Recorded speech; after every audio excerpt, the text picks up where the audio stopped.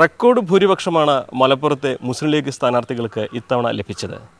കേരളത്തിൽ തന്നെ ഏറ്റവും അധികം ഭൂരിപക്ഷം നേടിയ കോട്ടക്കലിലെ MLA കൂടിയായ ആബിദ് ഹുസൈൻ തങ്ങളാണ് നമ്മോടൊപ്പം ചേരുന്നത്. 62,000-ലധികം വോട്ടിൻ്റെ ഭൂരിപക്ഷത്തിലാണ് അദ്ദേഹത്തിൻ്റെ മൂന്നാം അംഗത്തിൽ വിജയിച്ച് കയറിയിരിക്കുന്നത്. എത്രയും ഒരു ഭൂരിപക്ഷം പ്രതീക്ഷിച്ചിരുന്നു? അല്ല, അങ്ങനെ എത്രയൊരു ഭൂരിപക്ഷം നമ്മൾ പ്രതീക്ഷിച്ചിട്ടുണ്ടായിരുന്നില്ല. കാരണം നമ്മുടെ ഇലക്ഷൻ കഴിഞ്ഞതിന് ശേഷമുള്ള കമ്മിറ്റികളുടെ ഒരു അവലോകന യോഗത്തിൽ തന്നെ നമ്മൾ ഏകദേശം 40-45 ഇടയ്ക്ക് ഭൂരിപക്ഷം കിട്ടുമെന്നാണ് നമ്മൾ പ്രതീക്ഷിച്ചിട്ടുണ്ടായിരുന്നത്. പക്ഷേ ഇത് കേരളത്തിലൊട്ടാകെ ഉള്ള ഒരു ട്രെൻഡ് ഉണ്ടായല്ലോ, ഇടതുപക്ഷ ഭരണത്തിനെതിരെയുള്ള ഒരു ട്രെൻഡ് മൊത്തത്തിൽ കേരളത്തെ ഒന്നിച്ചുണ്ടായി. അതിൻ്റെ ഭാഗമായി എല്ലാ മണ്ഡലങ്ങളിലും ഇതുപോലെയുള്ള വർധനവാണ് ഉണ്ടായിട്ടുള്ളത്.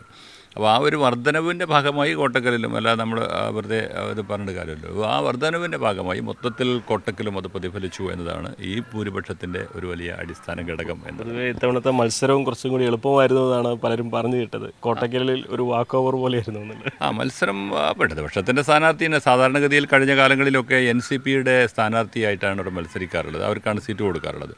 പക്ഷേ ഇപ്രാവശ്യം അത് ഇടതുപക്ഷം തന്നെ ഏറ്റെടുത്തു. അവരുടെ ആ പാർട്ടി ചിഹ്നത്തിൽ വോട്ട് ലഭിക്കുക എന്ന ഒരു തരത്തിൽ അവർ ഉള്ള ഒരു നിലപാട് സ്വീകരിച്ചതായിരിക്കാം. എന്തായാലും പിന്നെ പ്രത്യേകിച്ച് CPM ആകുമ്പോൾ അവരുടെ പാർട്ടി ചിഹ്നത്തിൽ അവരുടെ വോട്ട് അവർ ചെയ്യുമല്ലോ. ആ ഒരർത്ഥത്തിൽ അവർ പിന്നെ ഉള്ള ഒരു പ്രവർത്തനം നടത്തിയിട്ടുണ്ട്. എന്നാലും പിന്നെ ഇടതുപക്ഷം അത് അത്ര സീരിയസ് ആയി കണ്ടോ എന്ന് എനിക്ക് അറിഞ്ഞുകൂടാ. നമ്മളെ സംബന്ധിച്ചിടത്തോളം നമുക്കിനി എത്ര സീരിയസ് ആയി കണ്ടാലും കണ്ടില്ലെങ്കിലും കൊട്ടക്കലിൽ ജനാധിപത്യ മുന്നണിയുടെ അതിശക്തമായ ഒരു വേരോട്ടമുള്ള മണ്ഡലമാണ്. 7 പഞ്ചായത്തും 2 മുനിസിപ്പാലിറ്റിയും 5 പഞ്ചായത്തും ജനാധിപത്യ മുന്നണിയുടെ കൈകളിലാണ്. ഞായറാഴ്ച ഞങ്ങൾക്ക് ഒരു ദേശം 140 പിന്നെ മെമ്പർമാരുണ്ടായിരുന്നു. ഈ പ്രാവശ്യം 200 മെമ്പർമാർ ജനാധിപത്യ മുന്നണിക്ക് ഞങ്ങളുടെ മണ്ഡലത്തിലുണ്ട്. അപ്പോൾ അതുകൊണ്ട് അതിലൊരു ആശങ്ക ഞങ്ങളെ സംബന്ധിച്ചിടത്തോളം ഉണ്ടായിരുന്നില്ല. ഏറ്റവും നല്ല ഭൂരിപക്ഷം കിട്ടും എന്ന് തന്നെയായിരുന്നു ഞങ്ങൾ കരുതിയിരുന്നത്. കഴിഞ്ഞ തവണ എല്ലാ UDF MLAമാരും ഒരേപോലെ പറഞ്ഞിരുന്നത് ഇടതുപക്ഷ സർക്കാർ ഫണ്ട് അനുവദിക്കുന്നില്ല, പദ്ധതികൾ അനുവദിക്കുന്നില്ല, ശ്വാസം മുട്ടിക്കുകയാണെന്നുള്ളതാണ്. ഇത്തവണ UDFൻ്റെ തന്നെ സർക്കാർ വരുന്നു. എന്തൊക്കെയാണ് മുമ്പിലുള്ള പൂർത്തീകരിക്കാനുള്ള പദ്ധതികളും ലക്ഷ്യങ്ങളും? അത് വലിയൊരു ടാസ്ക്കാണ് ഇപ്പം ഐക്യജനാധിപത്യ മുന്നണിയുടെ ഗവൺമെൻറ് വരുമ്പോൾ അതിനു മുമ്പിലുള്ളത്. കാരണം കേരളം ഏകദേശം 6 ലക്ഷം കോടി രൂപയുടെ കടത്തിലാണ് ഇടതുപക്ഷ ഗവൺമെൻറ് ഇറങ്ങിപ്പോകുന്നത്. അത്രമാത്രം കേരളത്തിൻ്റെ സാമ്പത്തിക തകർച്ച ഉണ്ടാക്കിയിട്ടുണ്ട് ഈ ഗവൺമെൻറ്. സാമ്പത്തികമായി വികസനത്തിൻ്റെ മേഖലകളിലും മറ്റെല്ലാ മേഖലകളിലും കേരളത്തെ പൂർണ്ണമായും ഇല്ലാതാക്കിയ ഒരു ഗവൺമെൻറ്റിൻ്റെ ഭരണമാണ് കഴിഞ്ഞ 10 വർഷക്കാലങ്ങളിൽ കേരളത്തിലുണ്ടായത്. അതിൻ്റെ ഒരു പ്രയാസം വരാനിരിക്കുന്ന ഗവൺമെൻറ്റിൻ്റെ മുകളിലുണ്ടാകും. അതുകൊണ്ട് തന്നെ സാമ്പത്തിക സ്രോതസ്സ് വർദ്ധിപ്പിക്കാനുള്ള നിലപാടുകൾ എന്താണ് ചെയ്യേണ്ടത് എന്ന് ജനാധിപത്യ മുന്നണിയുടെ സർക്കാർ ആലോചിക്കേണ്ടി വരും എന്ന് യാതൊരു സംശയവുമില്ല. കാരണം പണമുണ്ടെങ്കിലല്ലേ ഈ വികസനങ്ങളൊക്കെ നടത്താൻ. കാലിയായ ഖജനാവാണ്. അപ്പോൾ ആദ്യം തന്നെ ഒരു ജനങ്ങളെ കൃത്യമായും ആ കാര്യം ബോധ്യപ്പെടുത്തുക തന്നെ വേണം. കേരളത്തിൻ്റെ കയ്യിൽ ഇന്നതാണുള്ളത്, എന്താണ് കേരളത്തിൻ്റെ കടം, ഏതെവിടെയാണ് കേരളത്തിൻ്റെ മുരടിപ്പുണ്ടായിട്ടുള്ളത്, കേരളത്തിലെ ജനങ്ങളെ ബോധ്യപ്പെടുത്തേണ്ടി വരുന്നൊരു സന്ദർഭം ജനാധിപത്യ മുന്നണിയുടെ ഗവൺമെൻറ്റിലുണ്ട്. അതുപോലെ തന്നെ വികസനം നടക്കണമെങ്കിൽ ഇനി ഏത് സാമ്പത്തിക സ്രോതസ്സ് ഉണ്ടാക്കാൻ കഴിയുമെന്നതിനെക്കുറിച്ച് ആലോചിക്കേണ്ടി വരും. എന്നാലേ കേരളത്തിൻ്റെ വികസനം നടക്കൂ. എന്താണ് പ്രധാനമായിട്ടും പൂർത്തീകരിക്കാൻ ഉദ്ദേശിക്കുന്ന പദ്ധതികൾ? പ്രധാനമായിട്ടും കോട്ടക്കൽ മണ്ഡലത്തെ സംബന്ധിച്ചിടത്തോളം നമ്മൾ പറഞ്ഞുകൊണ്ടേയിരിക്കുന്ന ആർട്സ് ആൻഡ് സയൻസ് കോളേജിൻ്റെ ഒരു ഉന്നത വിദ്യാഭ്യാസ രംഗത്ത് പുതിയ സംവിധാനങ്ങൾ ഉണ്ടാക്കുക എന്നത് അനിവാര്യമായൊരു ഘടകമാണ്. പ്രത്യേകിച്ച് മലബാർ മേഖലകളിലുണ്ടായ ഒരു പിന്നോക്കാവസ്ഥയുണ്ട്. കഴിഞ്ഞ 10 വർഷം അത് കൂടുതൽ വർദ്ധിക്കുകയാണ് ചെയ്തത്. ആ പിന്നോക്കാവസ്ഥ പരിഹരിക്കണം. കൂട്ടത്തിൽ കോട്ടക്കൽ മണ്ഡലത്തിലും തന്നെ ഒരു കോളേജും അതുപോലെ തന്നെ മറ്റ് സ്ഥാപനങ്ങളും കൊണ്ടുവരാൻ സാധിക്കണം. +2 അടക്കമുള്ള സ്ഥാപനങ്ങൾ. ആയുർവേദശാല സർവകലാശാലയാക്കാൻ നടപടികൾ ഉമ്മൻചാണ്ടിയുടെ കാലഘട്ടത്തിൽ തുടങ്ങിയത് അതേപടി നിൽക്കുകയാണ്. അത് മുന്നോട്ട് കൊണ്ടുപോകാൻ സാധിക്കണം. അതുപോലെ തന്നെ റോഡിൻ്റെയും ബൈപ്പാസുകളുടെയും ഒക്കെ വികസനങ്ങൾ നടക്കണം. ടൂറിസം മേഖലകളിലും ആരോഗ്യ മേഖലകളിലും ഒക്കെ വർധനവുണ്ടാക്കണം. ഇതൊക്കെ അതിൻ്റെ കുറച്ചേറെ കാര്യങ്ങളാണ്. ആ വികസനങ്ങളൊക്കെ നമ്മൾ ജനാധിപത്യ മുന്നണിയുടെ കമ്മിറ്റിയുമായി ആലോചിച്ച് നമ്മൾ അതിൻ്റെ പ്രവർത്തനങ്ങൾ മുന്നോട്ട് പോകും. മൂന്നാമംഗത്തിൽ റെക്കോർഡ് ഭൂരിപക്ഷത്തിലാണ് വിജയിച്ചത്. സ്വാഭാവികമായിട്ട് എല്ലാവരുടെയും പ്രതീക്ഷ ഇനി ഒരു മന്ത്രിയെ കൂടി കോട്ടക്കലിന് കിട്ടുമെന്നുള്ളതാണ്. അത് നമ്മളെ സംബന്ധിച്ചിടത്തോളം നമ്മൾ ജനാധിപത്യ മുന്നണിയുടെ ഘടകകക്ഷി എന്നുള്ളതൊക്കെ മുസ്ലിം ലീഗിൻ്റെ ഒരു നിലപാട് എന്ന് പറയുന്നത് നമ്മളെ ആ ഒരു ഏൽപ്പിച്ച ഒരു പ്രവർത്തനം ഏറ്റെടുത്ത് പൂർണ്ണമായും ഭംഗിയായി നടത്തുക എന്നാണ്. അത് നടത്തി.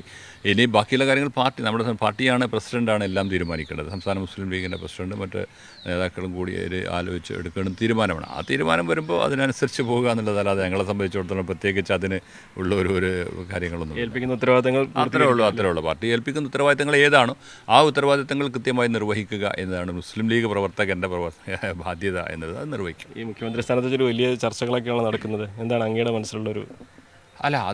അതും ഈ പറഞ്ഞ പോലെ സ്വാഭാവികമായും ജനാധിപത്യ മുന്നണി ഏറ്റവും വലിയൊരു ഭൂരിപക്ഷത്തിൽ വിജയിച്ചു കഴിഞ്ഞു.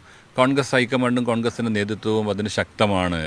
പിന്നെ എങ്ങനെ അത് ടാക്കിൾ ചെയ്യണം എന്നതിനെക്കുറിച്ച് അവർ എല്ലാ വശങ്ങളും ആലോചിച്ച് എല്ലാ കാര്യങ്ങളും ആലോചിച്ച് സ്വാഭാവികമായും ഒരു നല്ല തീരുമാനത്തിലെത്തുമെന്നാണ് ഞങ്ങളൊക്കെ പ്രതീക്ഷിക്കുന്നത്. AICC തീരുമാനിക്കട്ടെ, അതിനനുസരിച്ച് സാദിഖ് അലി ശിഹാബ് തങ്ങൾ പറഞ്ഞല്ലോ, കോൺഗ്രസിൻ്റെ നേതൃത്വം തീരുമാനിക്കുന്നത് അവരാണ്.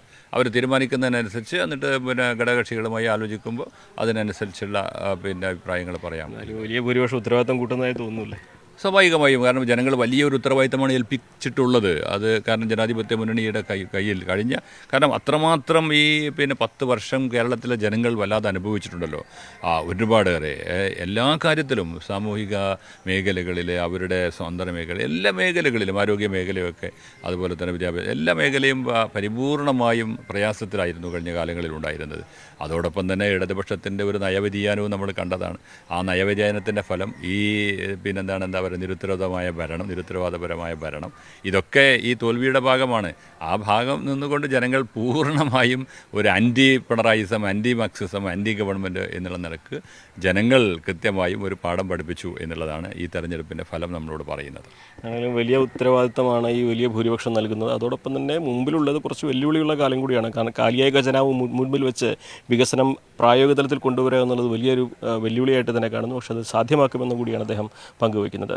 അഖിലോട്ട് പാറയ്ക്കൊപ്പം CV അനുമോദ്, News 18. കൂടുതൽ വാർത്തകൾക്ക് News 18 Keralam YouTube channel subscribe ചെയ്യുക.